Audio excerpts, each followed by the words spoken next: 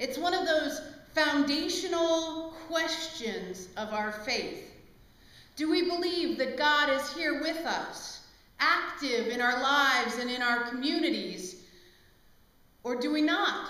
Do we think God just created the world and then gave us everything we needed and walked away? How do we decide what to believe? What evidence do we consult?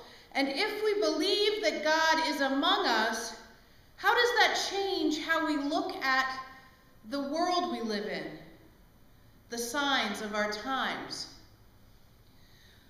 Take, for example, the recent events, the tsunami and the earthquake in Japan. Do we see signs of God's presence? Or do we feel that God is unconcerned with human tragedy? I want to share with you a story from Tuesday's New York Times. When United States Navy helicopters swept down on the school in a ruined rural Japanese village, survivors first looked hesitantly from the windows. Then they rushed out, helping unload food and water and clothes. They clasped hands with the Americans. Some embraced them. They are like gods descending from the sky, said a tearful observer. It's cold and it's dark here, so we need everything, food and water and electricity and gasoline and candles. Soon after the devastating earthquake and tsunami struck Japan, the United States military began what it called Operation Tomodachi, which means friend, one of its largest relief efforts in recent years. And at present, 20 American ships have amassed off Japan's northeastern coast, including one called the Ronald Reagan, which is a nuclear-powered carrier whose helicopters are busy ferrying supplies to survivors. On Sunday, as the helicopter squadron ferried supplies to towns devastated by the tsunami, usually they drop them in schoolyards or sporting grounds converted into landing zones. Japanese residents welcomed them with deep gratitude. Many were isolated when roads were washed away. We will always remember the Americans coming at a time when we needed help, said Osamu Abe, an official in a town where the squadron dropped off bottled water and military rations and children's clothing. Now, partly the reason that the Ronald Reagan and other ships were able to provide such a speedy response and to give aid so quickly is that they happened to be passing nearby en route to war games off South Korea. The carrier, with its crew of 4,500, can launch aircraft and also create drinking water, something that is really needed in those disaster zones. The Americans said they wanted to stay until the Japanese were able to get regular supplies. The Japanese are in the process of rebuilding the roads and creating overland links. And of course, there's still the threat of radiation and fallout. And so the ships have to maintain a 100-mile distance from the shore. And the helicopters try to leave a 50-mile radius when they're making drops. And when the helicopters come back, they have to scan them with Geiger counters and scan the men and women who have been in them to make sure that they're okay. Commander Aguilar, who's a commander of one of the helicopters squadron, said that this exceeds the disaster he saw in Katrina. He said, "It looks like the arm of God just scraped the land clean." The American aviators were so touched by the Japanese reception. In one briefing room on board the Ronald Reagan, someone hung a drawing of two smiling frogs saying, Thank You by Saki Owanda, age 5. Airmen in other squadrons spoke at length about the warmth of the Japanese. Michael Adome, a helicopter crew member from the destroyer McCampbell, recalled one drop-off. There was a line of grandmas that came out to give us hugs and say thank you, he said. It makes you realize how important this mission is. Is the Lord among us or not? In times of devastation and despair, we see the destruction around us, and we see the effect on lives and families, not to mention the planet and the ecology, and we're drawn to that question. Is the Lord among us or not? For example, the tsunami is estimated to have killed at least 2,000 adult albatrosses and 100,000 chicks. Now, some of you might not think much of the albatross as a bird. You might only know of the albatross from the Rime of the Ancient Mariner, which someone made you read in high school. But that's still a huge loss to the ecology of that region. There is, however, good news. Wednesday it was reported that the oldest known wild bird in the United States has returned from a remote atoll northwest of the main Hawaiian Islands after surviving the tsunami. Officials at the Hawaiian and Pacific Island National Wild Refuge Complex, which includes Midway Atoll, said they were thrilled that the albatross had survived.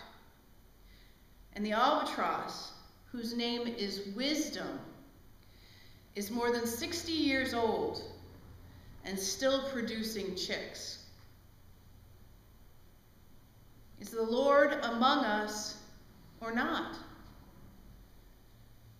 So much of how we relate to neighbors, how we care for each other, depends on our answer to that question. In Detroit, a city where residents are fleeing at historic rates, where there are signs everywhere of abandonment, crumbling factories, blocks filled with boarded up houses, empty streets overgrown with weeds. In all of that, there is one neighborhood known as Grandmont Rosedale, where residents are actually digging in to fight the flight and hold their community together. They come together and they chip in for services that the city can no longer afford, like snow plowing. They band together and create neighborhood crime patrols because the police force has been so shrunk. They run their own sports leagues and they hold block parties and they circulate community letters. Mostly they just try to keep the place full of people. And Marcia Brune, who's a longtime resident, a retired director of the Detroit Planning Commission, was watching as neighbors moved out and houses and lots became vacant and disrepaired. And so first she started by just simply having the lawn mowed. And then she ran off squatters. And finally she took a bolder step. She bought and renovated and resold 2 houses. And she's in the process of trying to do that with a 3rd. I did it because I was tired of what was happening, Ms. Brune said. It was having a negative impact on my property, on our street, and our neighborhood. I want to be part of the solution. Is the Lord among us or not? I have one final story from halfway around the world. A rabbi was returning from a trip through the Judean countryside, headed back home to Jerusalem, and the rabbi, who was worn out by the trip and the noonday sun, sat down at the well known to the locals as Jacob's Well. A woman, a Samaritan, came to draw water from the well, and the rabbi said to her, "Would you give me a drink of water?" His traveling companions had gone to the village to buy food for lunch, and he was there alone. The Samaritan woman, who was taken aback, to say the least, asked, "Well, how come you, a Jew, are asking me, a Samaritan woman, for a drink?" Because Jews in those days wouldn't be caught dead talking to Samaritans. And the rabbi answered, "If you knew the generosity of God and who I am, you would be asking me for a drink, and I would give you fresh, living water." The woman said, "Sir, you don't even have a bucket to draw water with, and this well is deep. So how are you going to get this living water?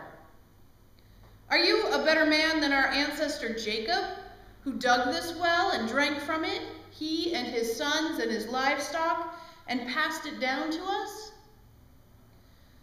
The rabbi said, "Everyone who drinks this water will get thirsty again. And anyone who drinks the water I give will never thirst, not ever.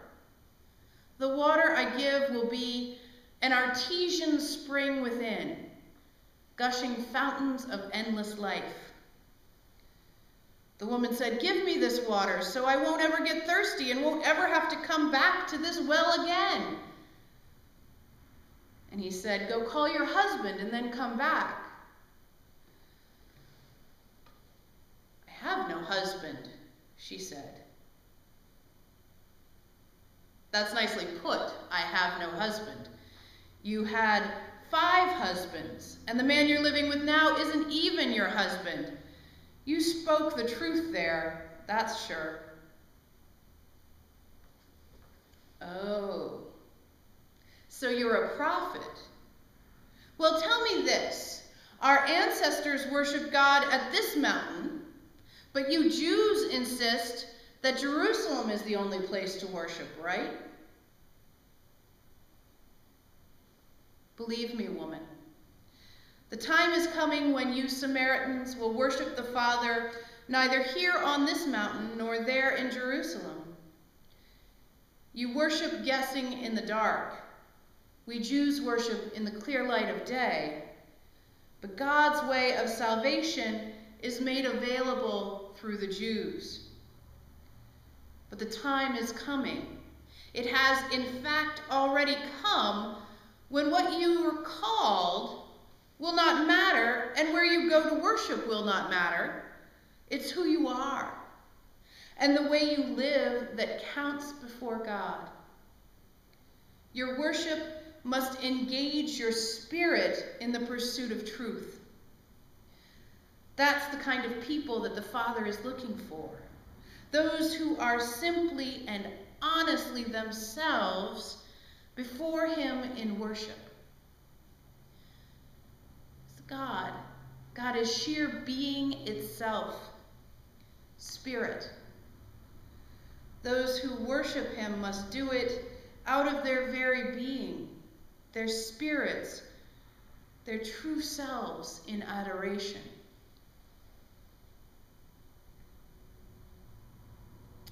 The woman said, "I don't know about that. I do know that the Messiah is coming. And when he gets here, that's when we'll get the whole story." "I am he," said the rabbi. "You don't have to wait any longer or look any further." And just then, Jesus' companions came back. They were shocked. They couldn't believe he was talking to that kind of woman. No matter what they thought, though, they didn't say anything. But of course their faces showed it. The woman took the hint and she left, and in her confusion she left behind her water pot. Back in the village she told the people, "Come see a man who knew all about the things I did, who knows me inside and out. Do you think this could be the Messiah?" And they went out to see for themselves. Is the Lord among us or not?